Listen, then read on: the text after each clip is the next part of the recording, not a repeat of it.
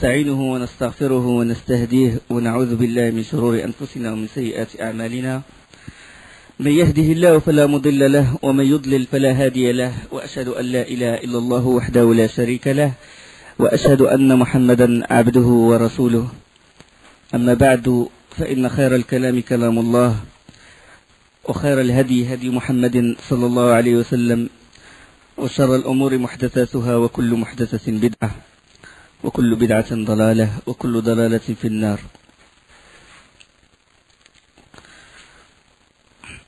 Le prophète sallallahu alayhi wa sallam,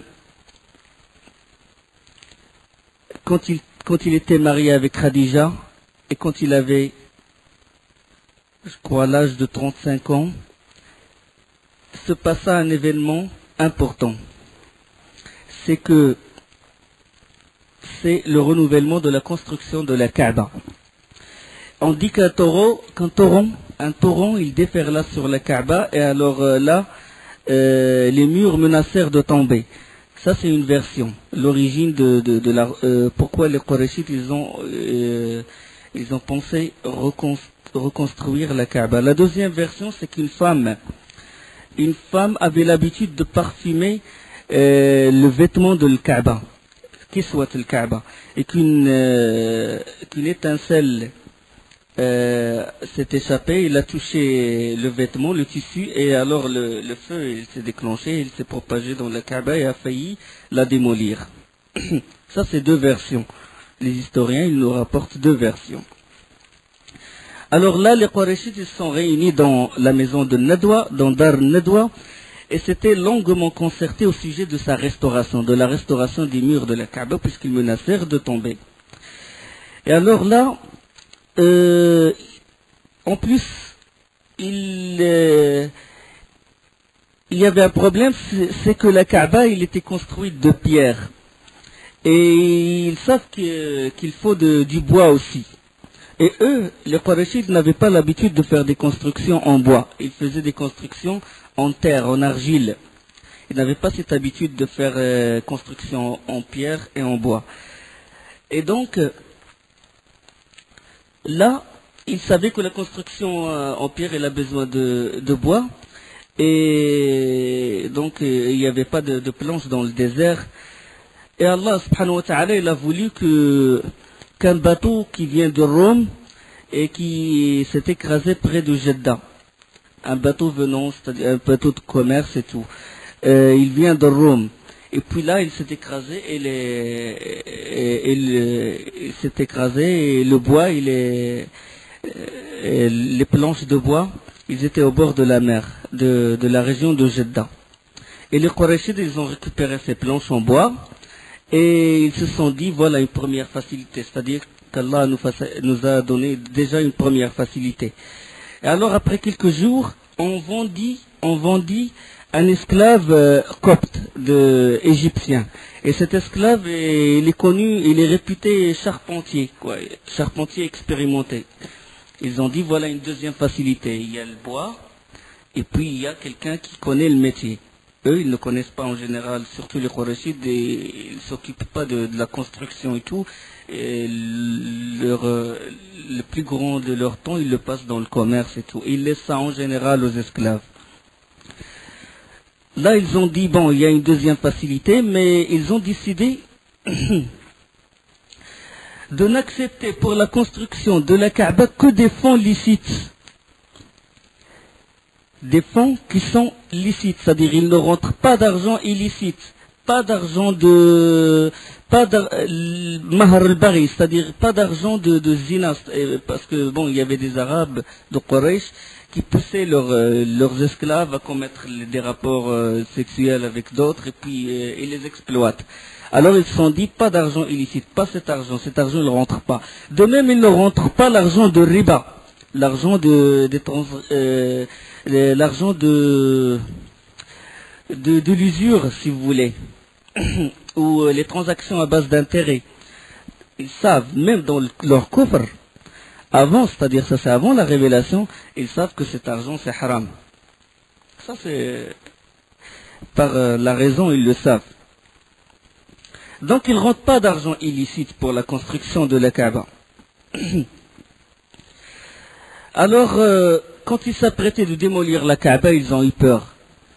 Ils se sont dit, ils ont tremblé un peu. Pourquoi? Parce que la majorité des notables, ils ont assisté à ce qui s'est passé à Abraha al-Ashram quand il a juste voulu démolir la Kaaba.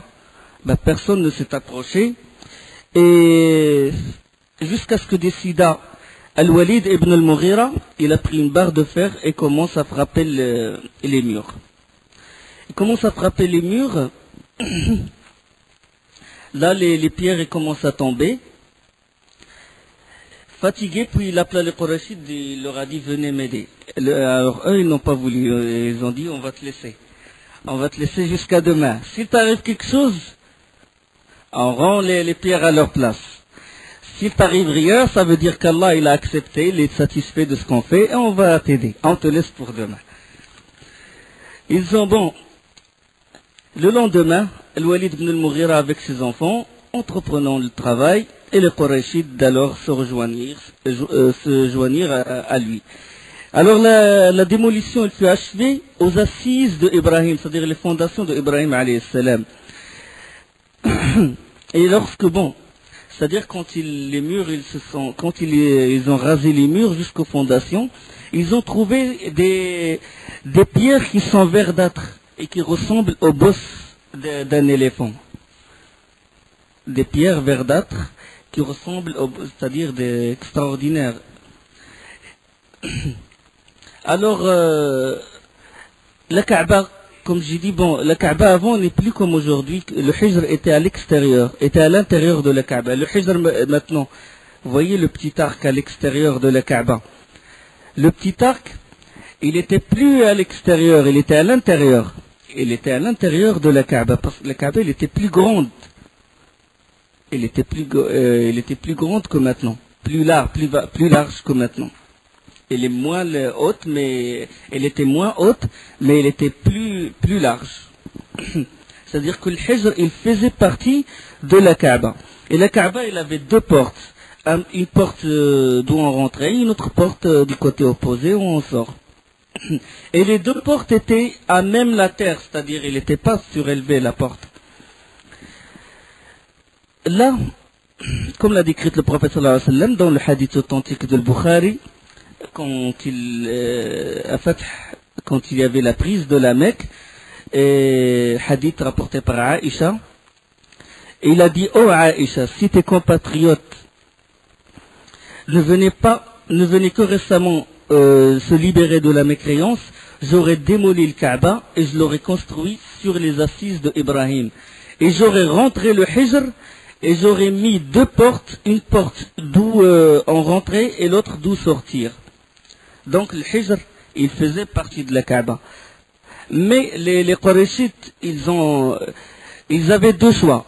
Soit de la construire plus large, mais avec de l'argent illicite, parce qu'ils n'avaient pas d'argent suffisant. L'argent halal, il n'était pas suffisant. Ou bien de la faire plus étroite, mais avec l'argent halal. Ils ont pris le deuxième choix et ils ont fait sortir Hijr Ibrahim. Ils l'ont fait sortir. Et c'est pour ça que le prophète sallallahu alayhi wa sallam, il a voulu faire ça. Il a voulu démolir la Kaaba et la refaire sur les assises de Ibrahim alayhi salam et rentrer le Hijr. Mais il a dit une chose, c'est qu'il a dit à Aïcha que si les Qurayshides ne venaient que récemment de se libérer de la mécréance, j'aurais démoli le Kaaba. Donc il a voulu changer un mal, puisque ce mal, il va aboutir à un mal plus grand. Il se peut que des Qurayshides qui viennent de rentrer à l'islam, ils voient la Kaaba se démolir, il se peut qu'ils apostasient leur religion et qu'il y aura une fitna. Donc le prophète sallallahu alayhi wa sallam n'a pas voulu faire ça. Bien que c'est un mal, normalement il doit la refaire sur Qawa'id Ibrahim. Mais il l'a laissé et il a fait tawaf autour, il l'a laissé comme elle est. Donc ça c'est une règle, que si on veut changer un mal et que ce mal va aboutir à un mal plus grand, on ne le change pas. D'accord, ça c'est une règle. Bon, ils ont préféré construire le Kaaba plus petite, avec de l'argent licite. Ils creusèrent les assises, comme j'ai dit tout à l'heure, jusqu'à atteindre les pierres verdâtres qui ressemblent aux dos de chameau. C'était des pierres qui sont enchevêtrées les unes aux autres. Alors l'un d'eux, il a mis une barre pour extirper l'une de ces pierres. Alors là, une lumière a jailli, a failli aveugler la personne et la barre tomba de ses mains. Là, ils ont su qu'ils doivent s'arrêter aux pierres verdâtres. Ils ont construit au-dessus de ces pierres verdâtres. Quand les murs furent élevés et qu'on arriva à l'emplacement de la pierre noire, ils se disputèrent l'honneur de poser la pierre noire à sa place, à l'angle yéménite oriental. Alors, chaque tribu, il a voulu s'arroger l'honneur de poser la pierre noire. Cet honneur. À chaque fois qu'il y a un problème d'honneur, là, ils peuvent donner tout pour l'honneur. Il y a d'autres pour l'argent et tout. Mais les Arabes, dans leur tête et tout, si on veut vraiment savoir le comportement des Arabes, comment ils réfléchissent, question d'honneur. Ils ne baissent pas de la tête quand il s'agit d'une question d'honneur. Et c'était bénéfique pour l'islam, pour des hommes comme ça. C'est-à-dire quand on oriente la pensée de la personne, au début il était jaloux et tout pour l'honneur, il baisse pas la tête pour l'honneur, après quand il se convertit à l'islam, il est toujours solide, il reste toujours un homme, quoi. Khiyarukum fil jahiliya, khiyarukum fil islam. Les meilleurs d'entre vous dans le jahiliya qui ont eu l'honneur et qui protègent leur honneur, ils sont les meilleurs dans l'islam. L'exemple de Omar ibn Khattab radiyallahu anhu et d'autres, Hamza et d'autres. Alors ils se disputèrent l'honneur de poser la pierre noire. La pierre noire, on connaît notre aqidah là-dessus. Quelle est notre aqidah concernant la pierre noire? Comme le hadith authentique, quand Omar ibn Khattab, quand il a touché la pierre noire, qu'est-ce qu'il a dit? Il a dit, par Allah, je sais que tu n'es qu'une pierre qui ne peut ni nuire, ni profiter. Et si je n'avais pas vu le prophète sallallahu alayhi wa sallam t'embrasser, je t'aurais pas embrassé. Donc, c'est une pierre normale. Seulement parce qu'on a vu le prophète sallallahu alayhi wa sallam embrasser cette pierre, on l'embrasse. D'accord? Là, revenons à cette dispute entre les Qurayshites pour poser la pierre noire, Banu Abd ad-Dar, c'est-à-dire ça, les fils de Abd al-Muttalib. Banu Abd ad-Dar, parce que c'est eux qui sont responsables de la hijab de la Kaaba, eux qu'est-ce qu'ils ont fait? Ils ont dit, par Allah, personne ne pose la pierre noire à part nous. Et ils ont amené une bassine pleine de sang et ils ont mis leurs mains dans ce sang. Il a dit, sinon le sang. Soit c'est nous qui posons la pierre noire, soit on fait couler le sang. Les autres, ils ont fait pareil. Bani Makhzoum, ils ont fait pareil. Bani Adi, d'où fait partie Omar ibn Khattab, ils ont fait pareil. Alors ils faillirent en arriver aux mains. Et alors là, il y avait un homme très respecté parmi eux, et il est très vieux, c'est le plus vieux, on dit que c'est le plus vieux de Quraysh. Et il s'appelle Abu Umayya ibn al-Mughira. Abu Umayya ibn al-Mughira, qu'est-ce qu'il a dit? Il a dit à quoi ça va servir de s'entretuer? Il vaut mieux se mettre d'accord sur un point. Ils ont dit, quel est ce point? Il a dit, on choisit un arbitre. Quel est cet arbitre qui va juger entre nous? Il a dit, prenez comme arbitre le premier qui rentre par la porte de Bani Shayba, Bab Salam maintenant, près de la porte de Safa. Là, ils attendirent. Et c'était le prophète sallallahu alayhi wa sallam qui rentra. Et alors, quand il est rentré, tous s'écrièrent. Ils ont dit, Muhammad, Al-Amin, Al-Amin, Al-Amin, Radina, Radina. On a accepté, on connaît. C'est un homme de confiance, c'est le plus digne de confiance de la région. Tous acceptèrent. Et alors là, le prophète sallallahu alayhi wa sallam, c'est aussi une marque de l'imminence du prophète sallallahu alayhi wa sallam comme juge, berger, commerçant, combattant, riche commerçant, juge. Maintenant. Alors le prophète sallallahu alayhi wa sallam leur demanda d'étendre un drap, dans une autre version, sans camis, sans manteau. Il étendit son manteau sur le sol et il y a mis la pierre noire. Ensuite, il demanda aux représentants de toutes les tribus de tenir un coin du drap ou du vêtement. Ils le soulevèrent à la hauteur de l'emplacement de la pierre noire et Mohammed sallallahu alayhi wa sallam le rendit lui-même à sa place. Et il a sauvé Quraysh d'une grande guerre. Là, bon, entre parenthèses, que la pierre noire, elle est restée dans la Kaaba jusqu'au jour où sont venus les Qaramita. Qaramita, c'est une secte qui fait partie des chiites. Et les Qaramita, c'est une secte qui est très déviée. Qu'est-ce qu'elle a fait? À cause de leur déviation, de leur égarement, ils ont construit une autre Kaaba, selon des historiens, dans la région de Bahreïn. Et ils ont transporté la pierre noire de la Mecque jusqu'à cette région. Et c'était à peu près dans 317 de l'Hégire, c'est-à-dire le 4e siècle de l'Hégire. Et il est resté sous leurs mains, c'est-à-dire il est resté dans cette Kaaba près de plus de 20 ans, jusqu'à ce que les sunnites, alhamdoulilah, ils l'ont récupéré. Ils ont récupéré la pierre noire, mais quand ils l'ont récupérée, elle était cassée. La pierre noire, elle était déjà fragmentée. Ils ont récupéré des morceaux. C'est pour ça que maintenant la pierre noire comme elle est actuellement, c'est des granules, c'est des morceaux et une pâte. La pâte, elle ne fait pas partie de la pierre noire. C'est juste un ciment qui cimente les granules de la pierre noire. Sinon, elle était cassée par cette secte déviée. Ça, c'est entre parenthèses. Durant cet événement, bon, ne se passa pas grand-chose, que le professeur sallam, il se mit à chérir la solitude. Il prit l'habitude de faire des retraites spirituelles, si vous voulez, dans une caverne du mont Hira, Ghar Hira. Et la caverne était, bon, c'est une petite caverne, elle est très petite, elle ne suffit qu'à une personne ou deux personnes. Et il avait comme une fenêtre où on peut voir la Mecque, on peut voir la Kaaba. Le professeur sallam, il faisait des retraites là-bas, et de là-bas il regardait la Kaaba. Dans sa retraite, sallallahu alayhi wa sallam, il veut personne avec lui, donc le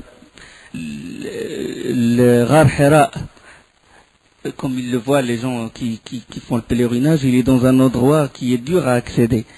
Parce que le prophète sallallahu alayhi wa sallam, il voulait personne avec lui.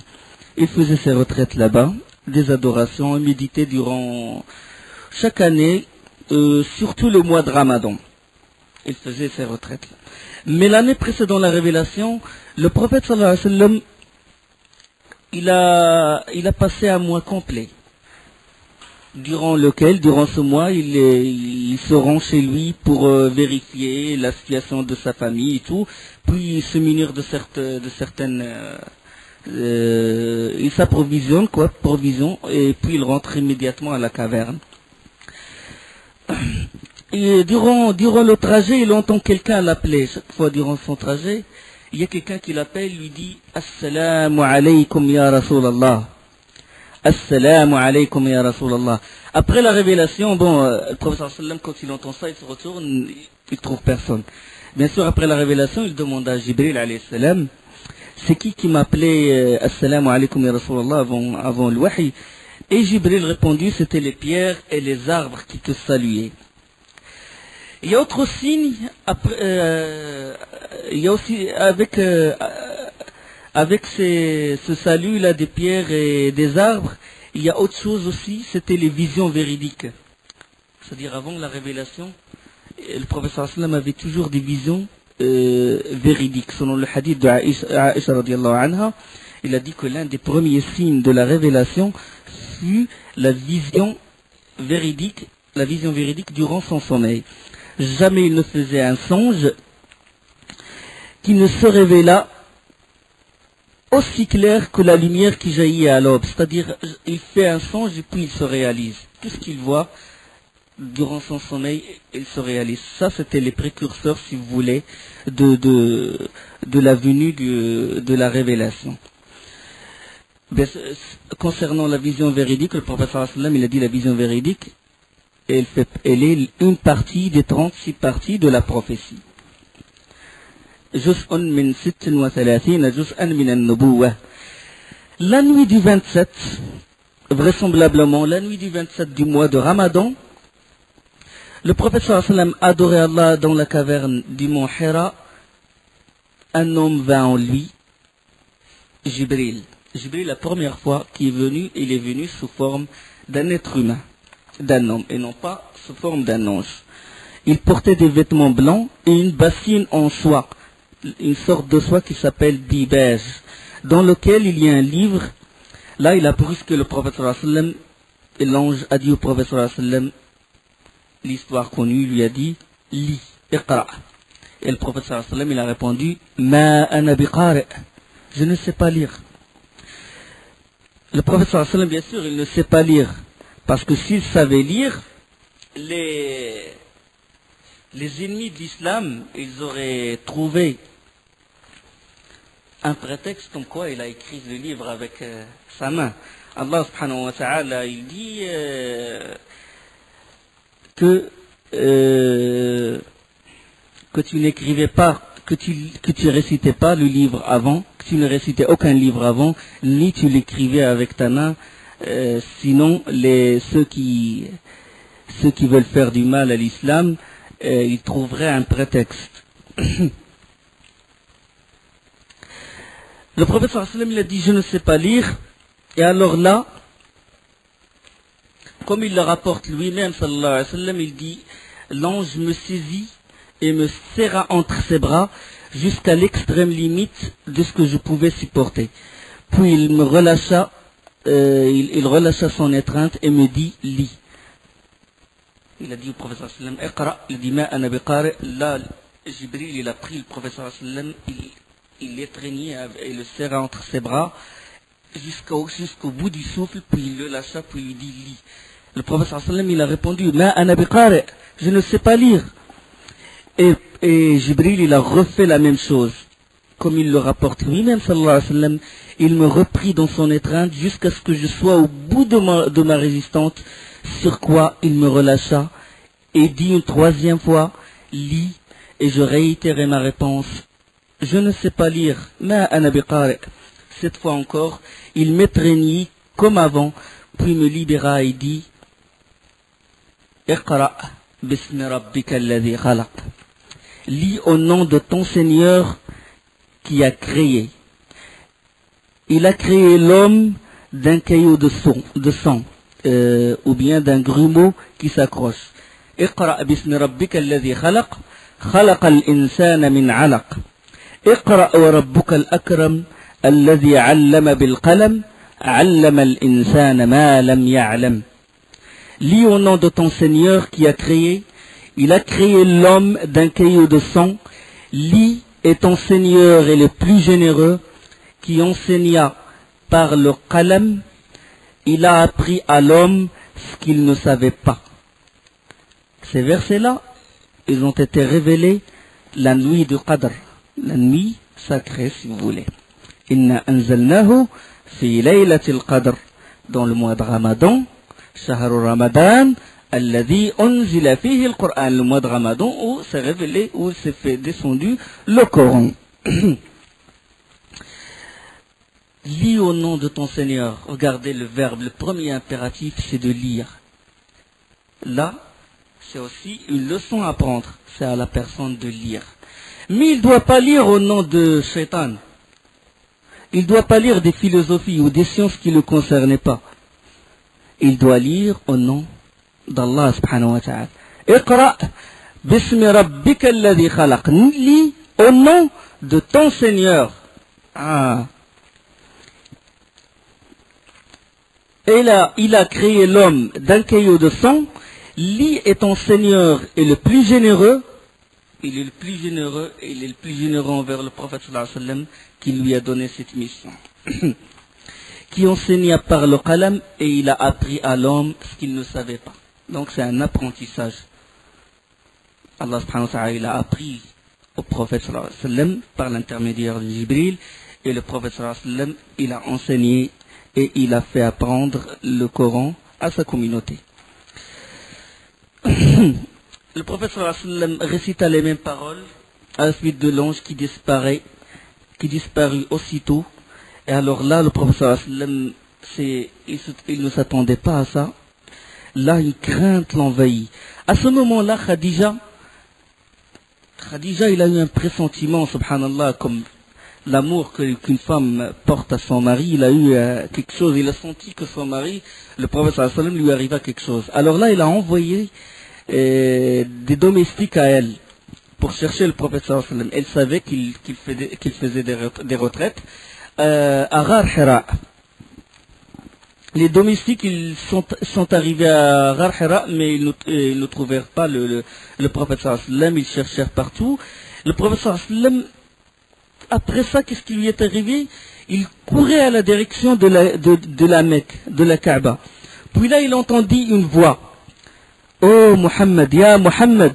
Il leva la tête et il a vu ce qu'il n'avait jamais vu auparavant. Il a vu Jibril. Jibril, c'est pas sous forme d'un être humain, mais sous sa vraie forme. Il a vu Jibril, il le rapporte lui-même, sallallahu alayhi wa sallam, il a dit, j'ai vu Jibril assis sur son trône et il a 600 ailes. Allah il nous informe que les anges ont des ailes. Alhamdulillah, fatar al-samawati wal-ardi fatar al-samawati ja'il al-malaikati rusula uli ajnihatin mathna wa thulatha wa ruba', qui a fait des anges, des messagers dotés de 2, 3 ou 4 ailes. Il ajoute à la création ce qu'il veut, car Allah est omnipotent. Yazidu fil khalq ma yasha. Alors, le prophète sallallahu alayhi wa sallam, il a vu Jibril sous sa vraie forme, il a dit qu'avec 600 ailes, et il remplit le ciel. Partout où il se tourne, il le voit. Partout, à l'est, à l'ouest, il voit Jibril. Tout le ciel, il est rempli par... Et Jibril, il l'appelait Muhammad, il dit, oh Muhammad, ya Muhammad, anta Rasulullah, wa ana Jibril. Ya Muhammad, anta Rasulullah, wa ana Jibril. Le prophète sallallahu alayhi wa sallam, envahi par la peur et figé, il ne peut pas bouger parce que cette scène, en regardant Jibril, ce qu'il n'avait jamais vu auparavant, il était émerveillé par son regard, il était figé, saisi, il ne peut pas bouger. Là, cette scène, Allah subhanahu wa ta'ala, il l'a décrit dans le Coran, dans Surat al-Najm. يقول سبحانه وتعالى والنجم إذا هوى, par l'étoile à son déclin. ما ضل صاحبكم وما غوى, votre compagnon ne s'est pas égaré, il n'a pas été induit en erreur. وما ينطق عن الهوى, il ne prononce rien sous l'effet de la passion. إن هو إلا وحي يوحى, ce n'est rien d'autre qu'une révélation inspirée. علمه شديد القوى, que lui a enseigné celui qui a la force prodigieuse. C'est qui a la force prodigieuse? C'est Jibril. علمه شديد القوى ذي قوة عند ذي العرش مكين. Allah subhanahu wa ta'ala, il a parlé de Jibril comme quoi il a une force prodigieuse. Jibril, Ra'is al-Malaika, la tête, c'est lui qui est le chef, si vous voulez, des anges. C'est lui qui a le privilège de ramener le message au prophète, le seul, Jibril alayhi salam. Il a une force prodigieuse qu'avec le bout de son aile, il a renversé une cité entière de fond en comble. Ja'ala 'aliyaha safilaha. Le bout d'une aile.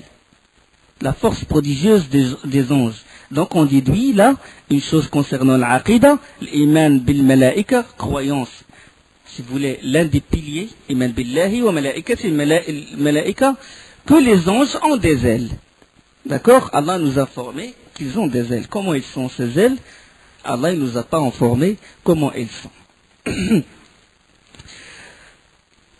La suite des versets, Allamahu shadidul quwa, que lui a enseigné celui qui a la force prodigieuse, Zu mirratin fastawa, doué de sa sagacité, c'est alors qu'il se montra sous sa forme réelle, wa huwa bil ufuq al-a'la, alors qu'il se trouvait à l'horizon supérieur, thumma dana fatadalla, puis il se rapprocha et descendit encore plus bas, فَكَانَ قَابَ قَوْسَيْنِ أَوْ أَدْنَى, et fut à 2 portées d'arc, ou plus près encore, فَأَوْحَى إِلَى عَبْدِهِ مَا أَوْحَى, il révéla à son serviteur ce qu'il révéla, au serviteur d'Allah.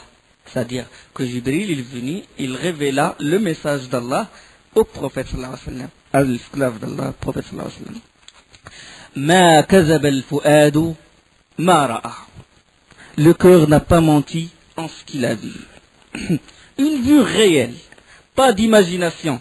Je dis ça parce que des sectes égarés, ils en parlent. Ils disent que c'est une imagination, c'est une illusion. Ce n'est pas une imagination et ce n'est pas une illusion. C'est une vraie vue, une vue réelle.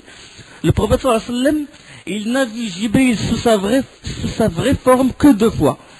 2 fois. Durant toute la période de révélation. 2 fois.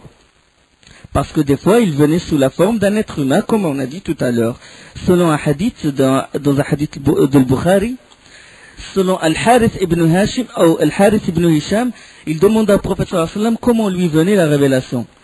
Et alors le prophète sallallahu alayhi wa sallam, il a répondu, parfois il me vient pareil à la résonance d'une cloche, et il est pour moi le plus pesant. Quand il prend fin, j'ai assimilé ce qui a été révélé.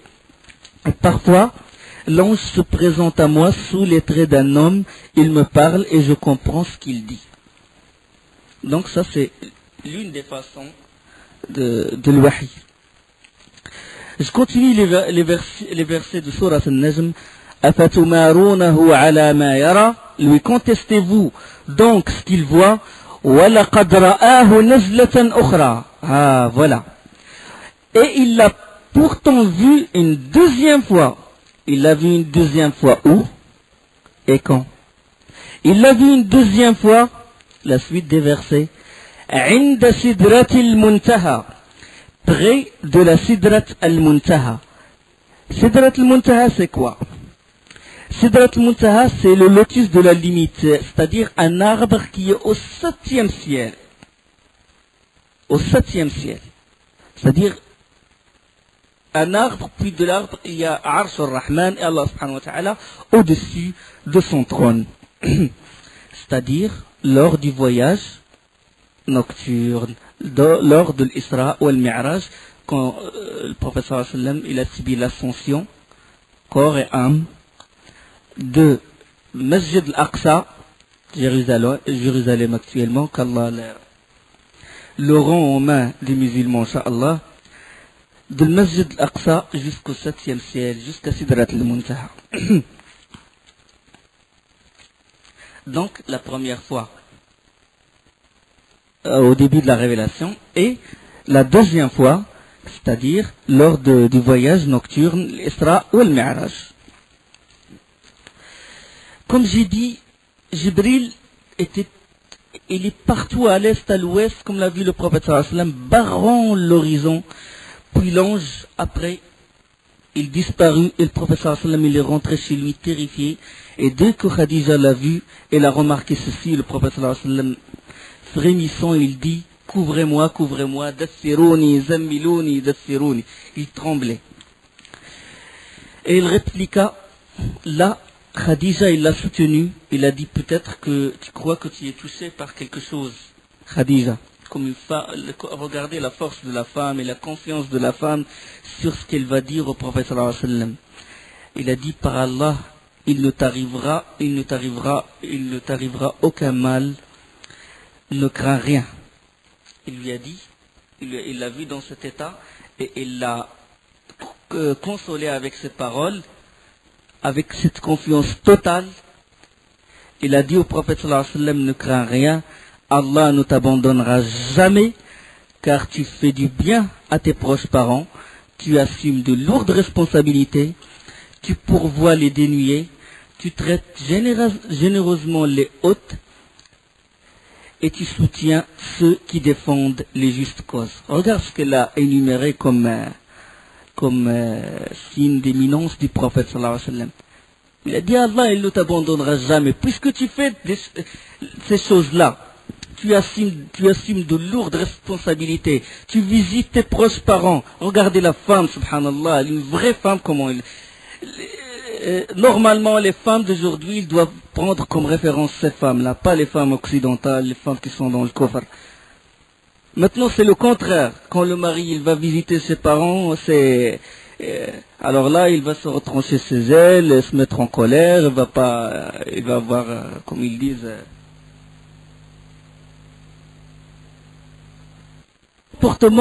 le comportement de la femme, de la vraie femme, c'est comme ça. Il a dit, Allah il ne t'abandonnera jamais puisque tu fais ce genre de choses. كلا والله لا يخزيك الله أبدا إنك لتصل الرحم وتحمل الكل وتكسب المعدوم وتقر الضيف وتعين على نوائب الحق. Il le laissa jusqu'à ce que la peur se dissipa. Alors là, Khadija, radiallahu anha, elle a trouvé son cousin. Son cousin, il s'appelle Waraqa ibn Nawfal. On va parler de Waraqa ibn Nawfal. Waraqa ibn Nawfal, il avait embrassé le christianisme. On va parler comment il a embrassé le christianisme. Il a étudié la Torah et l'évangile, et il sait que cette époque-là, cette période, c'est la période de la venue d'un prophète. Là, le prophète sallallahu alayhi wa sallam, il exposa les faits à Waraqa ibn Nawfal, et Waraqa, étonné d'écouter le récit du prophète sallallahu alayhi wa sallam, tout ce qu'il disait, il coïncide vraiment avec les signes qu'il a dans la Torah et dans l'Injil.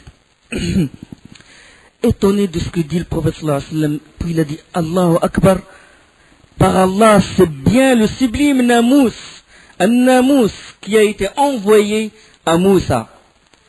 Namous, ça veut dire Jibril. Namous al-Akbar. Innahu Namous al-Akbar alladhi unzila ala Moussa. Parce que Jibril s'appelait aussi, Namous, il s'appelait aussi Ar-Ruh. Ar-Ruh.